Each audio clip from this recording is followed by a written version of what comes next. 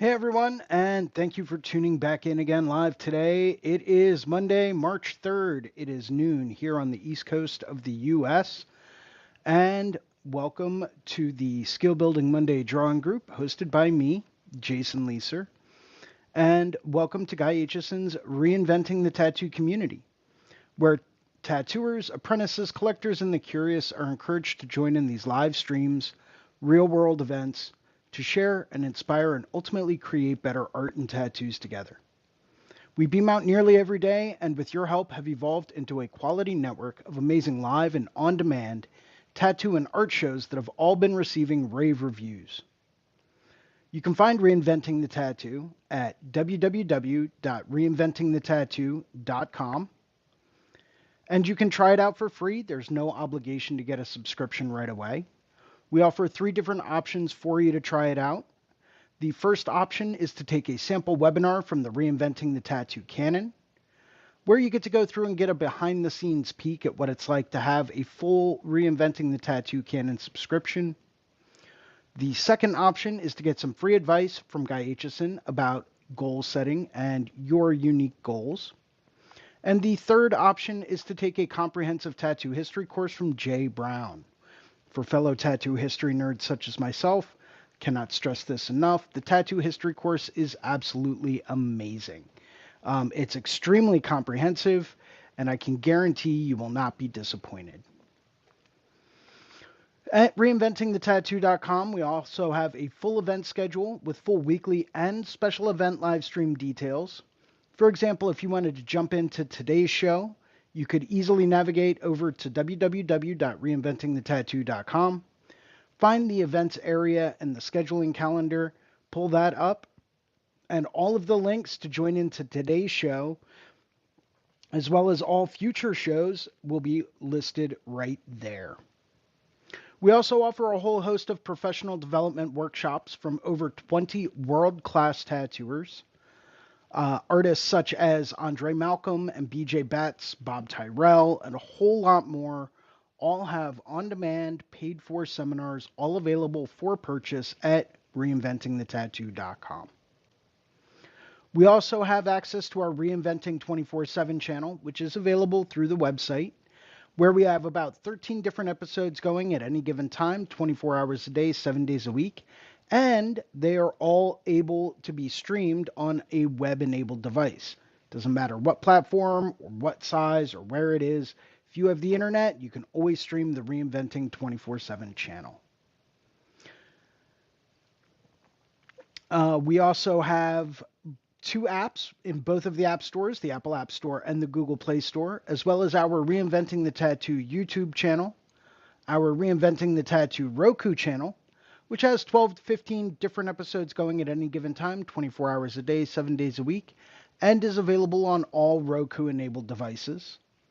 And you can also find us in all of the major podcast directories such as Apple and Spotify. Or you can do what most people do and just open your web browser and do a quick search for Reinventing the Tattoo and you'll find it all. Except for the book, which is still currently out of print. The only place I've been able to find a copy is on eBay, and that was quite a bit of money. So if you're really looking for the book, try eBay.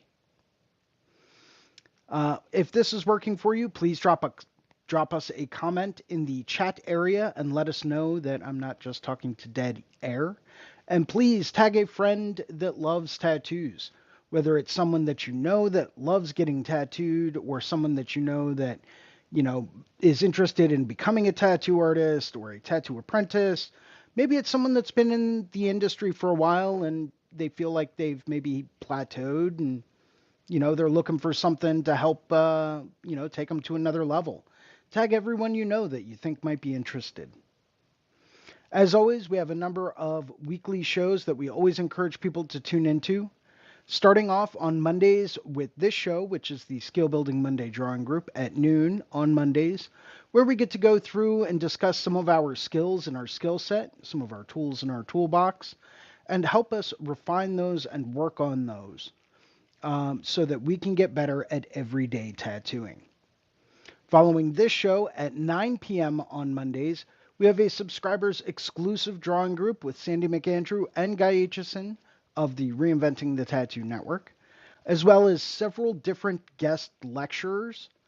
And that is all available. You do have to have a subscription to access it, but that is at 9 p.m. Monday evenings, every Monday evening, unless, you know, something cataclysmic happens. But it is absolutely fantastic. I can tell you from firsthand experience, going through and doing the Monday evening drawing groups for for pretty much 2 years, almost 2.5 now. Just about every Monday night, you can see a remarkable increase in the quality and productivity of my work from before I started to now. So I can tell you from firsthand experience, it is worth every penny. Following Monday evening's drawing class, on Wednesdays at noon, we have the Tattoo Now show with Gabe Ripley, where we get to go through and discuss all things business in the tattoo industry. Maybe it's travel visas or advertising and marketing strategies, client and customer communication, client retention, etc., etc. All of the stuff that's business related. That is Wednesdays at noon on the Tattoo Now show. And of course, we have a special event coming up, and that will be, whoop, wrong one, Hell City Tattoo Convention, May 2nd through 4th, 2025, at the Hyatt Regency downtown in wonderful Columbus, Ohio. And this is going to be an event you do not want to miss. It is going to feature artists such as Paul Booth and John Clue, Travis Brown, Renee Little, Ron Earhart, Amber Joy, D-Rock, Nick Mitchell from Loose Screw Tattoo, Nico Perez, Pony Lawson, Pepe Carrere, Fast Alley, Ty McEwen, Devin Cooley, Seth Mushrush, and of course, yours truly will all be in attendance, and we will all be tattooing all weekend long at the Hell City Tattoo Convention, May 2nd through 4th. Would like to go through and take a second to thank some of our sponsors and some of the people that make these shows happen. Starting off with WorldTattooEvents.com, the largest, most comprehensive resource for tattoo events worldwide. They're constantly keeping everything updated. As we know, living in a post-pandemic era, tattoo events and conventions are still getting rescheduled. So if you want to stay up to date with the latest, most greatest tattoo convention information coming to a city or town near you, or maybe it's one you plan on visiting, and that's typically how I book all my vacations, take a look at worldtattooevents.com. Would also like to thank TattooNow.com, technology for tattooers, the leading edge in professional development, management, and digital tools for tattoo artists of all levels. They are 100% competitive with any type of CRM, mailing list, or scheduling software out there. So if you are really looking for the digital tools to help you streamline your client communication, that can really help you get more people through the door that really want to get the kind of work that you really want to do, take a look at TattooNow.com. They have been an industry leader in doing just that for over 20 years. Would also like to thank Guy Aitchison at GuyAitchison.com. He is the founder and inspiration behind Reinventing the Tattoo. Go to GuyAitchison.com where you can pick up a copy of his Biomech Encyclopedia, some of his tutorial DVDs. He's got countless fine art prints and the occasional original oil painting, all for sale at GuyAitchison.com. Would also like to say a very special thank you to Tattoos.social, the #1 place to find like-minded and welcoming community of tattoo artists. And I will throw the QR code up on the screen. It's a great welcoming community without all the drama and negativity you find on other social media tattoo communities. It combines Fireside Tattoo Network, Reinventing the Tattoo, Paradise Tattoo Gathering, and a whole lot more all together on one simple platform where all of us tend to hang out. We can answer questions, talk about stuff. It's absolutely fantastic, and I highly recommend you check out tattoos.social. And of course, I would like to say a very special thank you to the Apprenticeship Diaries podcast with Amy Nichols. This is the #1 place where I send people that are inquiring about what a tattoo apprenticeship is like or advice on getting a tattoo apprenticeship. go take a look at the Apprenticeship Diaries podcast with Amy Nichols, where you can find all of that information and a whole lot more, all available for free. It's a podcast. You can find it everywhere. Go take a look. As always, if you like today's show, we ask that you go through, post a positive review on the channel, help us get the word out. If you would like to host a Reinventing the Tattoo event, become a sponsor of our community, or if you are looking for a fine art or a tattoo critique, you can always email management at reinventingthetattoo.com, and we will get back to you as soon as we can. Make sure to hit that like and subscribe button down at the bottom of the page, by the way. This way you stay up to date with all future upcoming episodes here live on the Reinventing the Tattoo Network. And that kind of wraps up the intro for today. Hopefully I didn't stumble too much. Oh, very nice. In camera, Mike Cole, thank you very much for tuning in today. Really appreciate it. As always, if there's ever any topics you would like me to discuss, I'll be more than happy to do so. All you got to do is just drop a comment down in the comments area, and I will be happy to start talking your ear off. Let's see what I got going on. I do have a very special helper with me today, even though you cannot see her. Her name is Stella. She is my calico, and she is a big girl. She's recently weighed in at about almost 15 pounds. She's a big girl, but I love her to death, and she's a very good girl. Let's see what we're going to be working on today. All right, where's my lists? I love lists. Get to cross things off, gives you a little bit of a dopamine rush when you do. It's fantastic. Let's see. Covered that. One thing I did want to bring up and discuss is client relationships. Okay, client relationships can be the make or break in a tattoo community and in a tattoo studio and with tattoo artists, right? Building a client relationship requires communication. It requires being friendly. I think personally that there's enough attitude out there in the tattoo industry as it is. There's no need for it. Be friendly. Smile. Ask how people's days are going. Ask how their life is going. Try to build that rapport with them. Become their friend. Someone comes in and drops $1,500, $2,000 on a tattoo that day. Take them out. Buy them a beer afterwards. Or a cup of coffee if they don't drink or you don't drink. Show them that you appreciate their business and they will continuously come back to you. It's not overstepping if you approach it like that and say, hey, listen, I'd really like to thank you for coming in today, getting this awesome tattoo that I really had a blast with, doing for you. I'd like to, treat you out, not in like a weird way, but I just wanted to show my thanks and my appreciation for you coming in to get tattooed today and not only spending a decent chunk of money, hopefully they tip you appropriately as well, so it's just my way of saying thank you, or give them like a small print or a painting or, something that, shows that you appreciate the amount of money that they are spending. Build this up. When you build up that client relationship, it's absolutely fantastic how much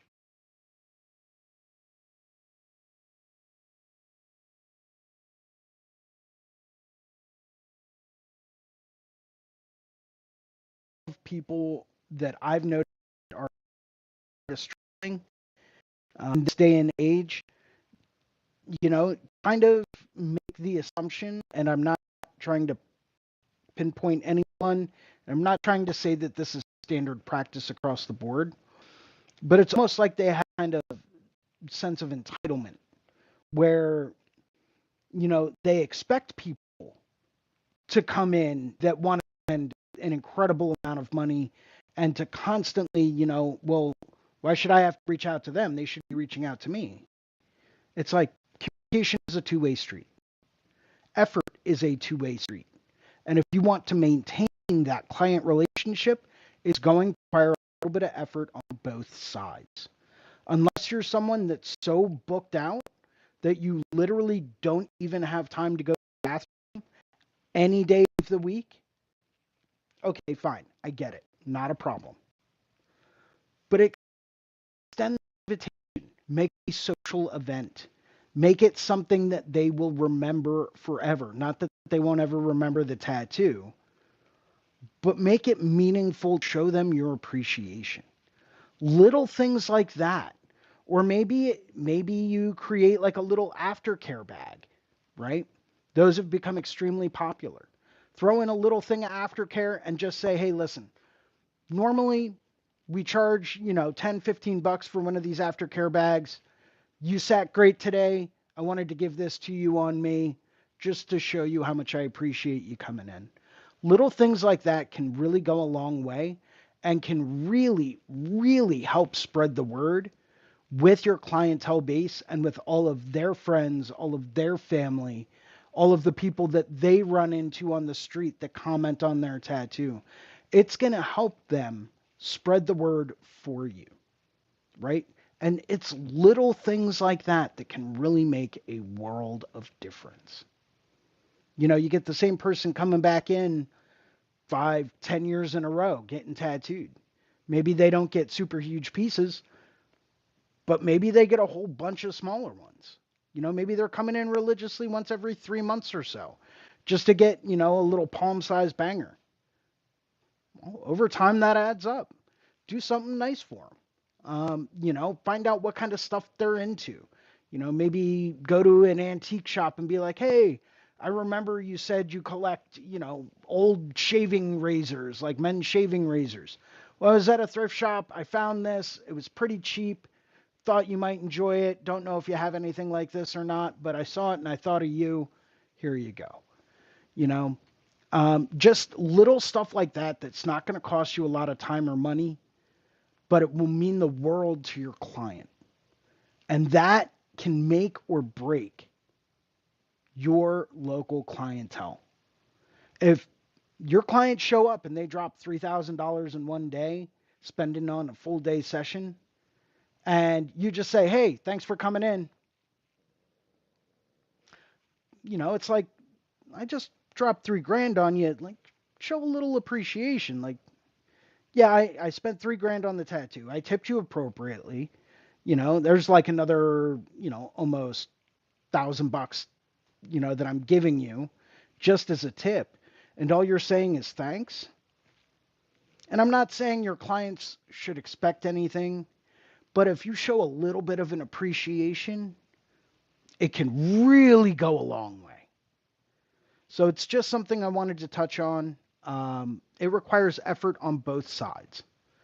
If your client, basically just says, hey, I want to get tattooed, well, you obviously know that they're not willing to put effort into communicating what they want to get, unless you know them and have been tattooing them for a long period of time.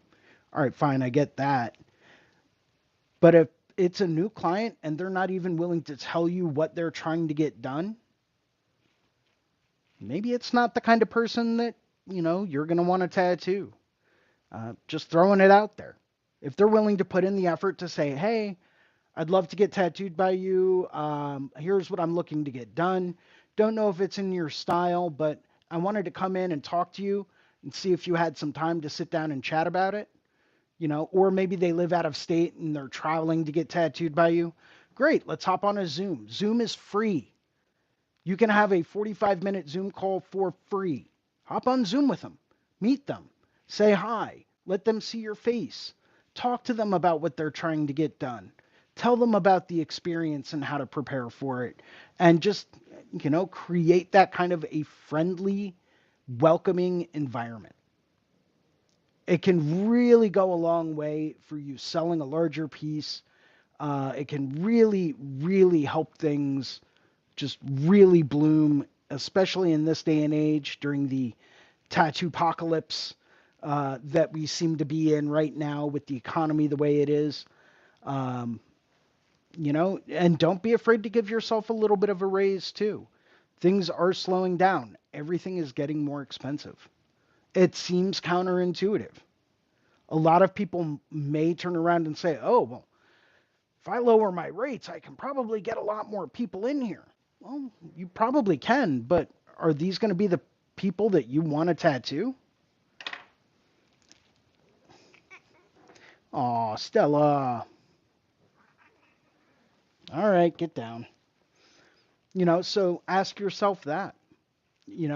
There's a big difference between quality and quantity. Would you rather do and tattoo one client that really wants to get the kind of work that you really want to do, that is willing to pay the price, whatever you tell them it is? Or would you rather try to get in 15 people that all want to get smaller stuff that, isn't your style, isn't your thing, stuff that you really don't want to do? Maybe it's a balance.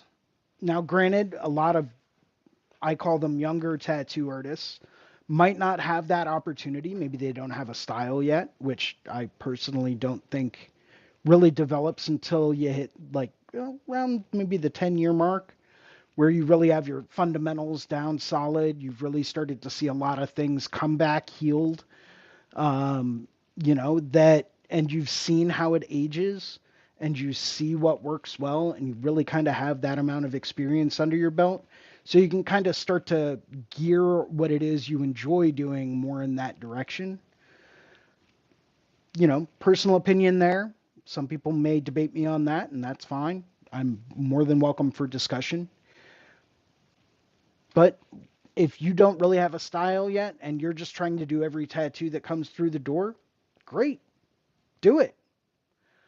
Doesn't mean that you should need to lower your prices. Um, People have money. Tattoos are a luxury item. Tattoos are not a necessity. People that come in to get tattooed, maybe they have an itch, maybe, it's a desire of theirs, but that's a desire. It's not a necessity. It is not a requirement for them to live. Tattoos are considered a luxury item. Remember that. So people that come in, that reach out to you, that want to get tattooed, it's a luxury item. They need to be willing to pay. And, you know, the studio minimum is a studio minimum, but that doesn't mean that you should go out of your way and do more just for the minimum, right? Charge appropriately. So that's my 2 cents on a few things. I'm going to be working on drawing up an ornate kind of like frame today for a tattoo I have coming in towards the end of the month. So I'm going to switch this guy over. There we go. Let me put picture in picture on. Yay. So I've got this little reference here of this flower that I saw. It was a little sketch I found online. And it just kind of inspired me. I like the way that some of this stuff, is just very simple. So I'm going to be looking at that today just as like an inspiration. Not that I'm going to try to draw anything like that, but it's just something that, inspired me to kind of draw more of like an ornamental style frame. And I'm going to try to draw something a little bit different too. Typically, if I was, oh, that's a stamp brush. Where's my sketcher? Typically, if I was to draw an ornamental frame, I'd start out with something like an oval, and just go based off of that. And I may still stick with this. It's actually not a bad idea to use that as a base. But I know for a fact I'm not going to end up with an oval shape. What I would really like to do is maybe, you know what, let me switch this over to rotational symmetry. I'd really like to, once again, wrong one. There we go, vertical.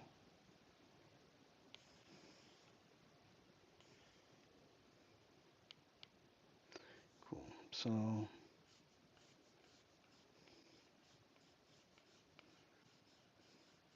maybe coming up with like a little bit more of like a funky design.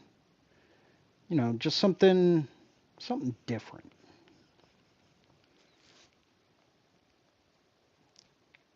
Maybe I have like a little ornament in here. Maybe I just start this from down here and just bring it down. That might be different, might be interesting. Just trying to come up with something like a unique kind of shape. Just really trying to block some stuff in, not really worrying about if any of it looks good, not really worrying about if any of it, fits right or what my ultimate vision for it's going to be. Sometimes it's nice to just kind of play around.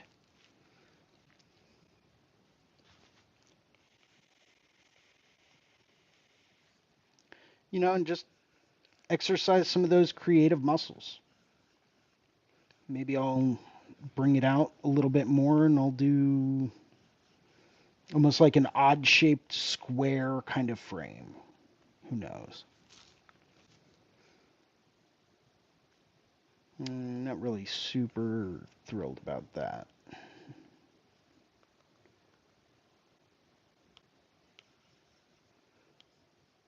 Typically anytime I'm doing stuff like this, unless it's something I know I'm not going to want, I just keep it nice and loose and I try not to erase. Um,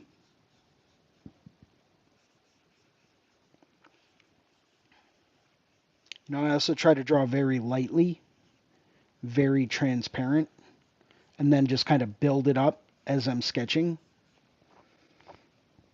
It's something I found that can really, really help. Um, just really help you define your shapes and your forms.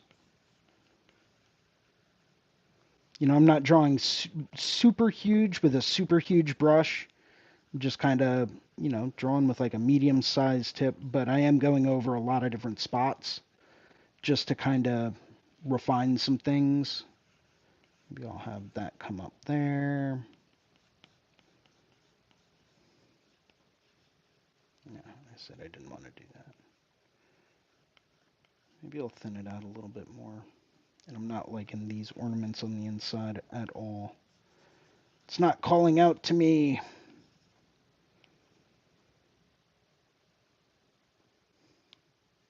Maybe if I bring this over a hair more, kind of off center it.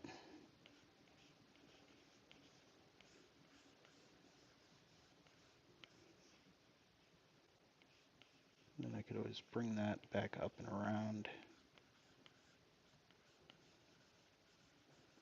Now I can keep like a straight portion here. That actually wouldn't be too bad. Kind of like an offside diamond. And I'd get rid of that part. Maybe that'll work. Something different, something unique. Then I can always kind of curve this around. Maybe I will just bring a little curl up there. Who knows? Let's start again. Not a fan. Alright, so let's go back into quadrant.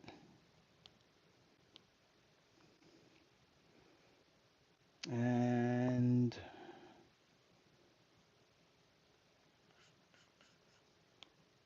good. Let's do, make sure drawing assist is on.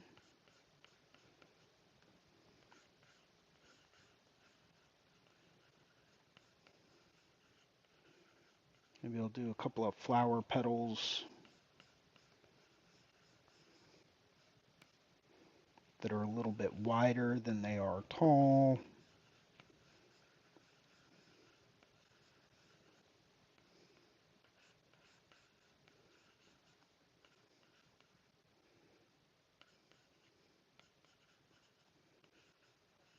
And then I'll probably end up using this for like an ornament at the top.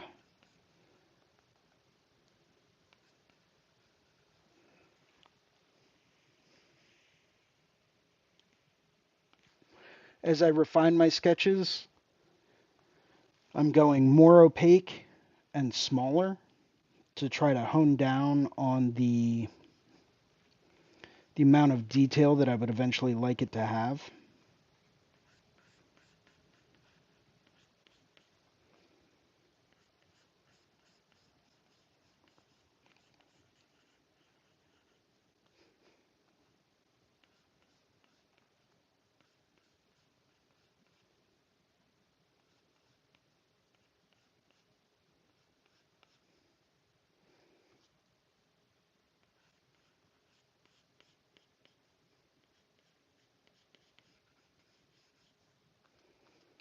Just trying to keep it nice and loose, not really super refining anything. Still drawing pretty light and pretty transparent.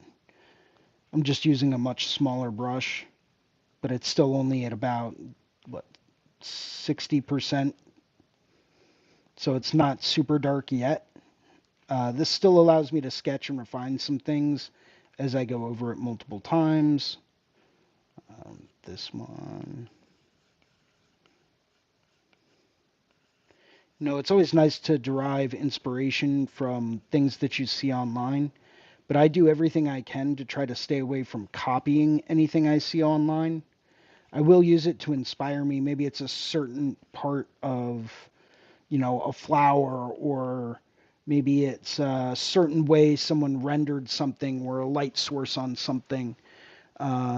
It's just always something I try to stay inspired by without actually trying to, duplicate that actual design.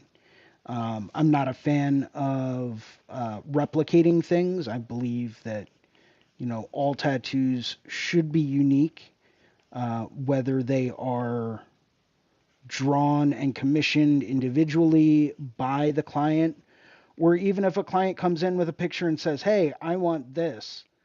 It's like, okay, well, what do you like about it, right?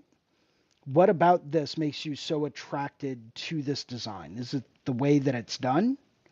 Is it the subject matter? Is it the fact that it's a flamingo or a palm tree or a lily flower? Sometimes clients don't know. If they like the subject matter, cool, great. Let me draw up something for you that's going to be unique, that no one else will have, that will be 100% just for you, right? And we can render it the same way, we can draw it the same way, we can have the same kind of light source, the same kind of shading, we can do it in the same kind of style if you want. But let me draw up my own version of it and then tell me which one you like more, right? It's always a good way to kind of sell the idea of, let me draw something unique for you. You are not like other people, so why should you have someone else's tattoo? To me, it makes sense. And a lot of my clients really appreciate the extra effort I put in to take something that they find online and make it special and unique just for them.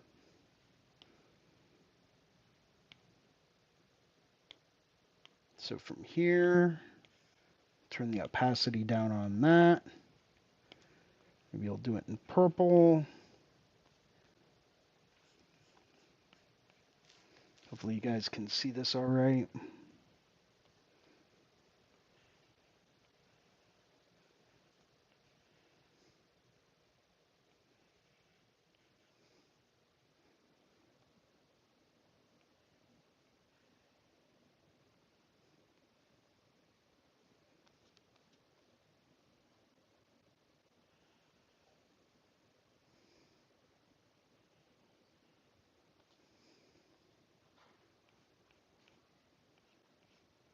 Just trying to throw some of these ruffled edges or scalloped edges in here. Just think it'll give it a nice little textural difference between a lot of the ornamentation I'll be putting along the sides. In fact, what I might end up doing is taking these ornaments and putting them at the four corners. That way, yeah, right? It makes sense, right? Draw something unique for someone. Um, Sorry, just saw your comment there, Atomic.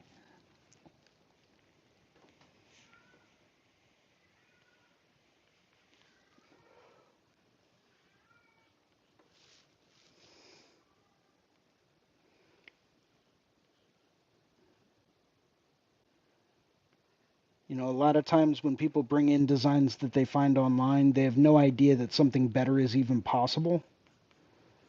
And if they don't know that something better is even possible, then they're going to go with what they know. Um,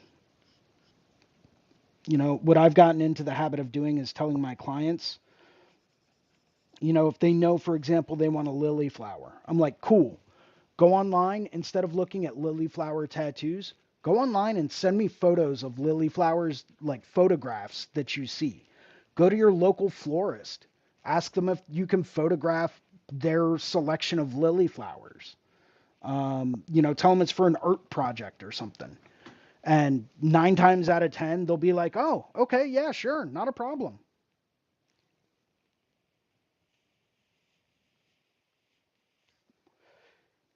You know, it's like, send me photos of what it is you're trying to get done, and I'll draw it in my way, and I can guarantee you will be much happier with that in the long run than you ever would be with this tattoo coming in and trying to get it done exactly the way that it is.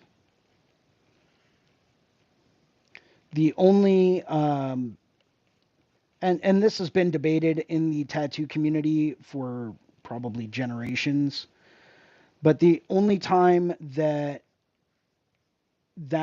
ever comes into like question in studios that I have noticed is when someone is hell bent on getting that exact design in that exact place, and they are going to spend their money to get that exact design exactly where they want it. And whether you do it or not doesn't matter.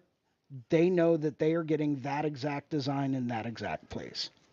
You know, whether it's, a name on their throat or exactly, Atomic. Send me photos, not tattoos, because the tattoo you're getting will not look like the tattoos that you were going to send me.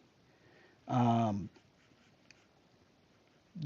but the thing that gets debated is if this person's money is burning a hole in their pocket and they're going to get that tattoo in that location on that day, and it's either you or someone else, well, now it becomes a moral decision, right? Is that really something you are comfortable with doing, knowing the potential ramifications of that? And this is where it gets into a circle of debate, because the question then becomes, are we supposed to be policing and regulating the tattoos that people get?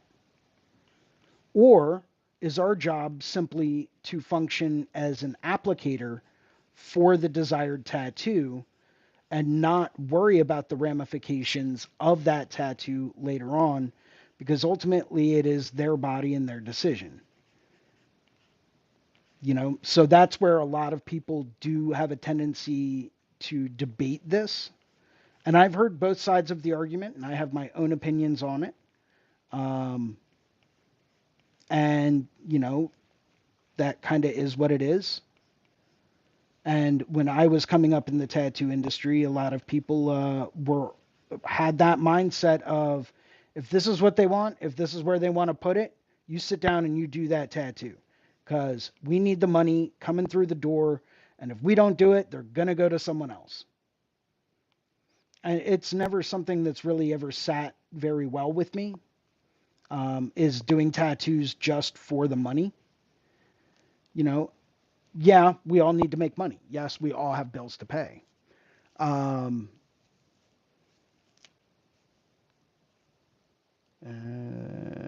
Sit down, look over what we've come up with before I design. Yeah, absolutely, man. I love doing that. I love bouncing ideas off of other artist friends, and um, it can really help just create a more unique and collaborative way of doing things. And the client, 9 times out of 10, is going to be way happier with it in the long run. Um, so I love doing stuff like that as well. Was just another topic from Atomic there.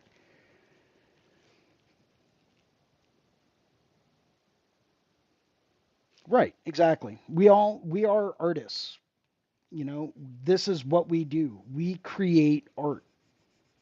We can replicate art, and there are many tattooers out there that are very good at being Xeroxes and replicating images.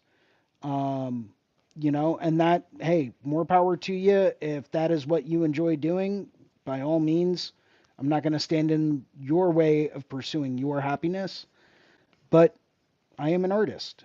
I create works of art. I create custom drawings and paintings and illustrations and designs for my clients. That is what I do. And, I have the skill set to do it and do it well. And that is what I prefer to do. Not saying I can't replicate a design. I definitely can.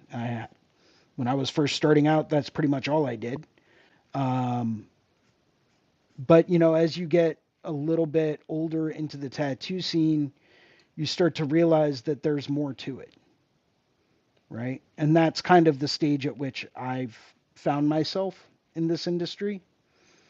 Um, and it's just something that, I really try to push my clients to understand a little bit more.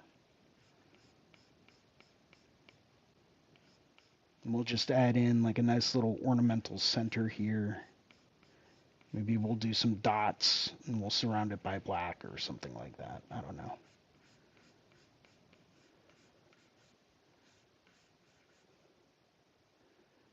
But this will give us the gist to kind of start with everything. And then we'll just kind of go through and erase some of this stuff.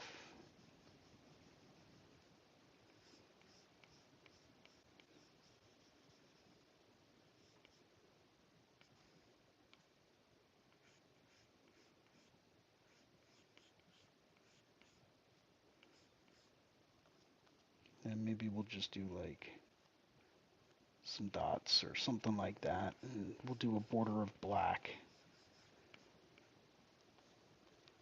I don't know, something maybe like that.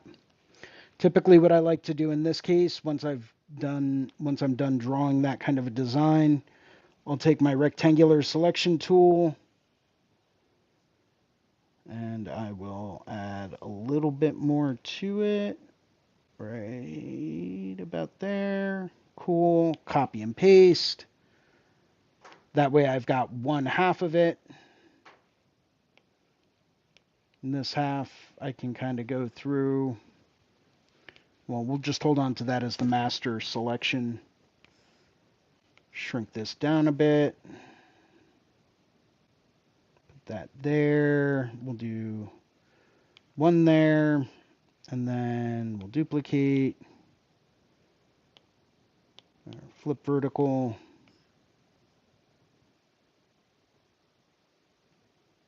And then try to get it lined up as best we can.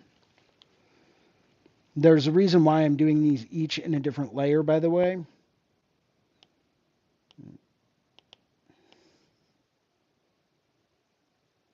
And that is because I may end up either getting rid of one or two of them if I wanted to do a different style frame or a different odd-shaped frame, but I still wanted to keep the ornament. Then I would need the ability to kind of go through and, adjust them as I need to. Cool. We'll just keep that in a separate group. This we can hide. And now we are on to the sides. Let's do...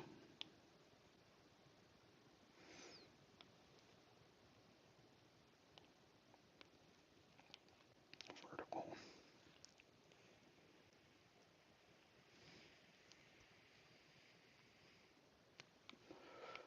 And we'll switch back to our big sketcher. Maybe we'll do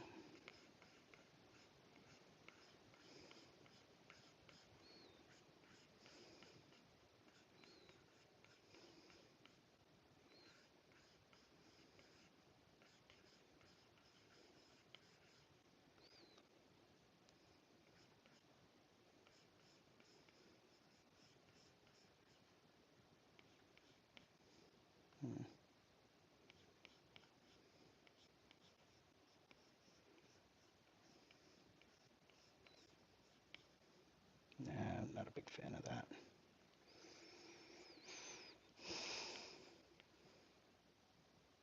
I do like the top portion.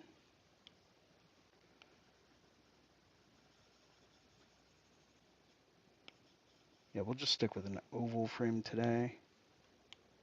So we'll come back in here and we'll do quadrant.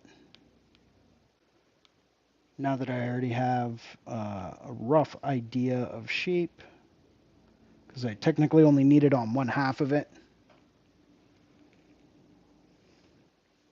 I can go through, I'll make this a little smaller, go with like a light blue, maybe make it a little darker, 50%. Oh, forgot to turn on my drawing assist. There we go.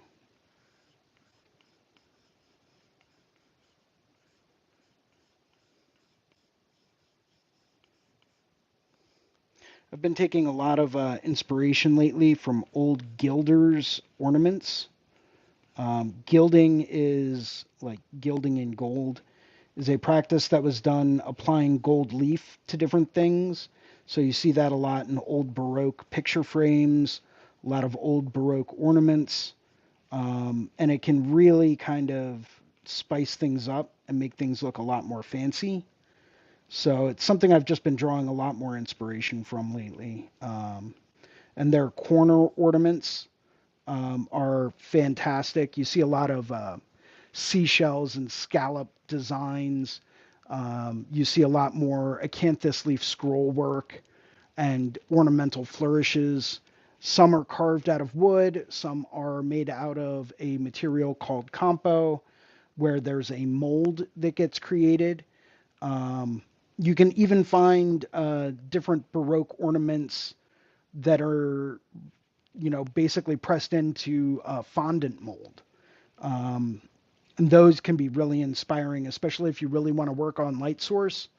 You can always make a mold, make an ornament, and then light it in different ways and look at the way that the light plays over different aspects of it, and then incorporate that into what it is you do. It's just a different way to practice drawing. If you're not sure of your light source, it's always nice to have something tangible in front of you that you can go through and you can look at and say, hey, maybe I was wrong with where the shadows are going to fall on this. Maybe it would look better if it looked like this. So just food for thought.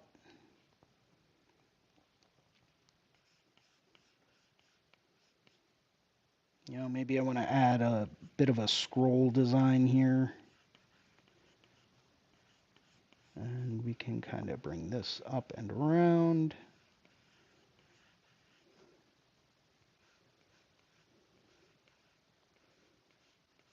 Maybe we'll bring this over and around a little bit more. Not super crazy about it. So let's do something a little bit different. What if we started out here, kind of concave this part in, and added an ornament over here? Maybe even bring it down further. Then we could always have a piece coming down like this.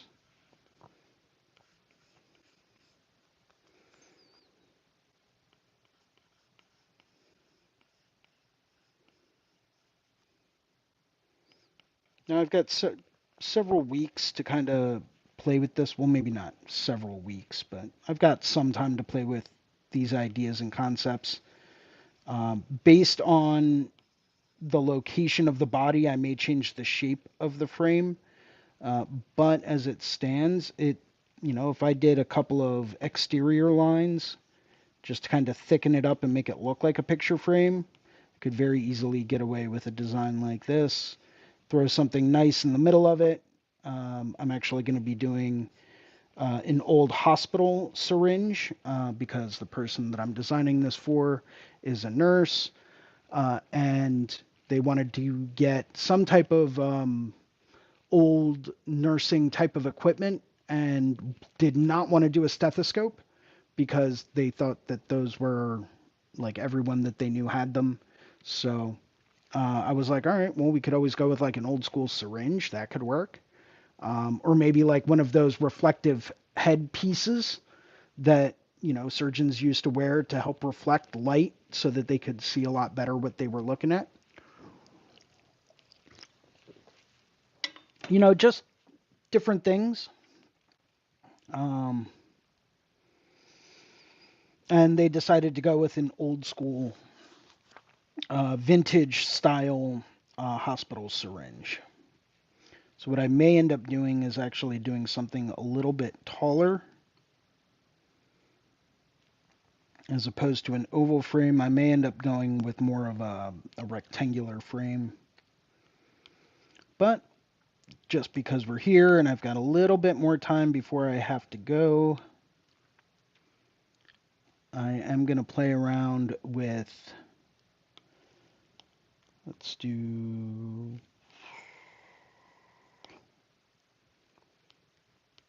good, drawing assist. Let's do something a little wacky.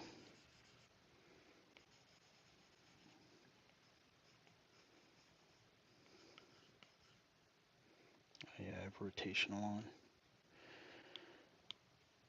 Let's turn that back off.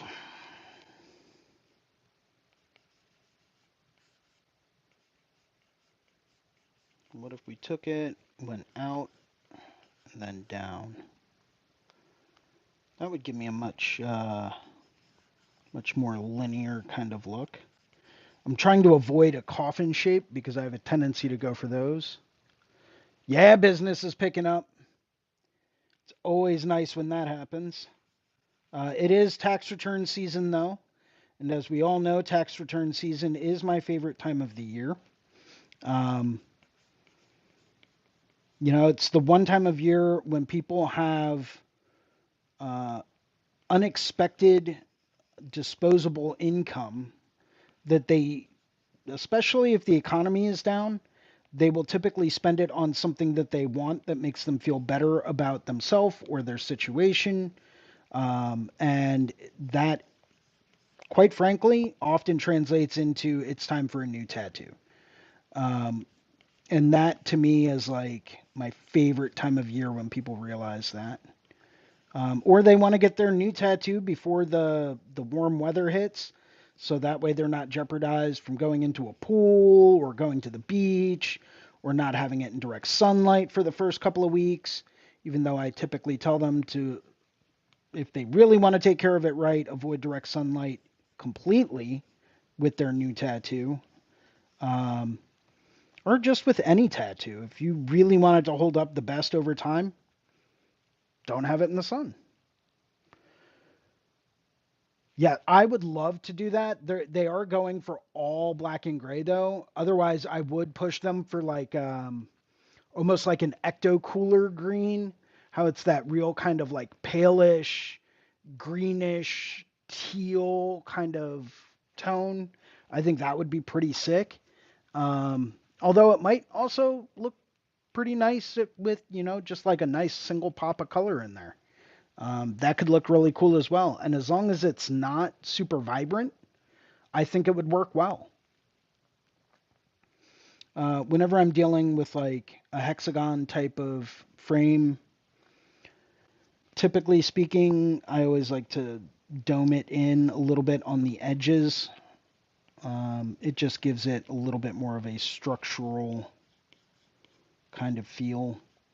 Think about old, like, Gothic arches, right? Gothic arch would come down at each part.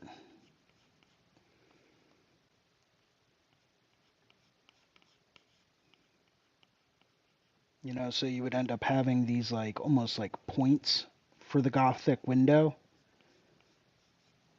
Um, and it kind of looks a little bit more geometric, but I'm trying to avoid anything too geometric. If I was going to keep this kind of a shape, this is where I would definitely try to make it a bit more ornamental.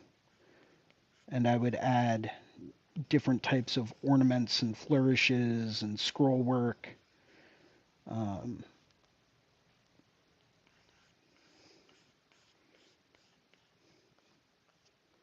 you know, maybe from the inside, or maybe I would have that curling from the outside.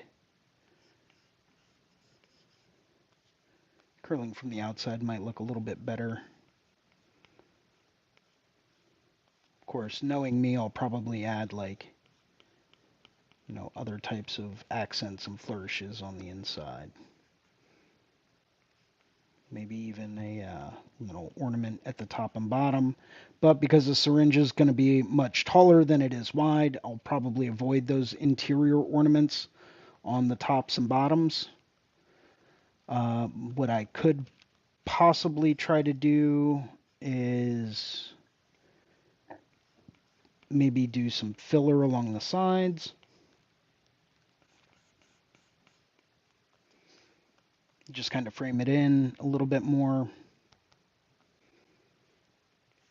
Typically, though, whenever you're drawing acanthus leaf scroll work, you want to make sure that your branches coming off of your center stem line, though, are coming off at the right point, at the right bend angle. So you want everything to be very naturally flowing.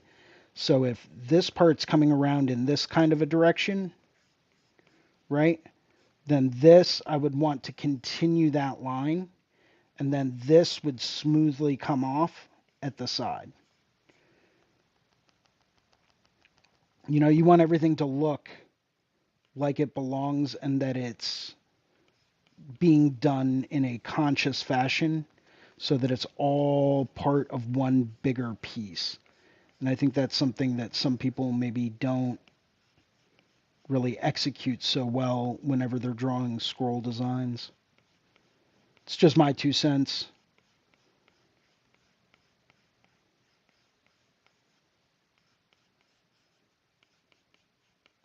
You know, if I'm going to do that, then I will probably also create a little bit of a branch off of the center portion. Maybe I'll dome it in a little bit more, really kind of pinch it in to give it almost like an hourglass kind of look.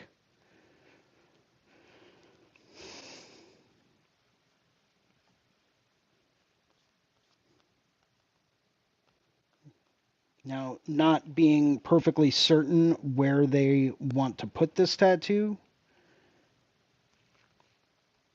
then that's where things kind of get a little tricky. So right now I'm just kind of spitballing. But I'm pretty sure, I think I remember them saying they want to put it on the back of their forearm. So I should be heading in the right direction. Maybe I'll create a little ornament up here, almost like a fleur-de-lis.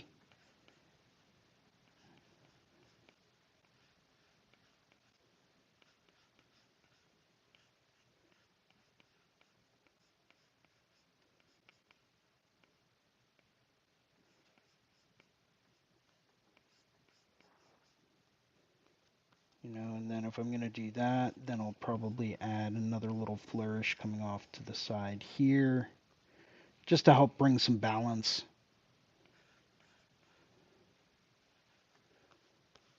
You know, and now I'm looking at something much taller than it is wide.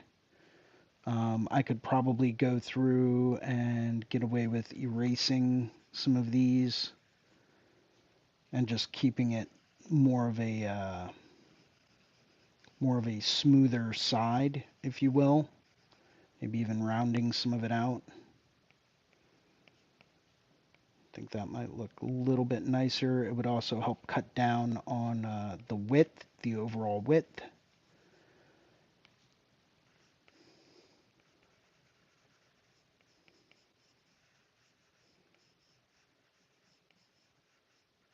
But still helping me maintain a much more elongated kind of shape. Not exactly super Baroque, but if it works, it works. On the sides, maybe I'll do like a little bit of a scallop design or like a scroll almost. I think that could look pretty nice. And kind of blend it in with more of a Baroque style. Or sorry, more of a Rococo kind of style. Yeah. Now we've got a nice little concept for a ornamental frame for this old school hospital syringe. Because if the syringe, let's just say,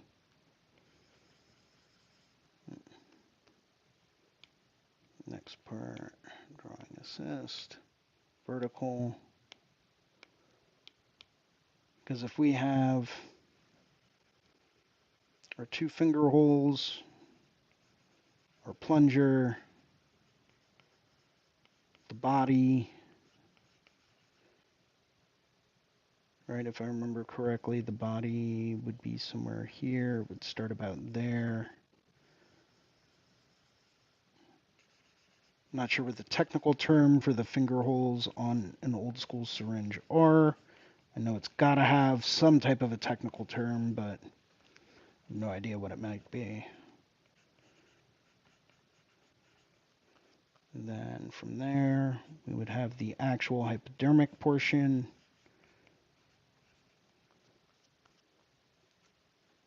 If I really wanted to be adventurous, I would do the thumb hole up here on top of the plunger. Maybe do like a plunger coming like halfway back. And this is without me looking at any kind of a reference as far as like what an old school syringe might look like. But I think it looks something like that. Maybe I'm wrong, who knows? But now I've got something that kind of fits in pretty well. If I really wanted to spice things up a little bit, I could always bring these ornaments over and around a bit more, just to kind of fill up some more of this negative space. Might make it look a little busy, but at the same time, it's just an idea that I'm playing around with. So, well, hope you guys have enjoyed today. Just me doodling around. As always, if anyone has any questions or anything they'd like to chat about on the next episode, feel free to shoot me a DM on Instagram. You can find it right up here at Philly Inc. Or you can always email me, jason@reinventingthetattoo.com, and I'll get back to you as soon as I can. Until next week, hope everyone keeps their hands busy. Stay safe, stay busy. Always keep creating art no matter what, even if it's drawing, painting, in between appointments, something. Always keep your hands busy, always keep your hands moving, and keep those ideas coming. Stay safe, and I'll see everyone next week for the next episode of Skill Building Monday Drawing Group here live on the Reinventing the Tattoo Network.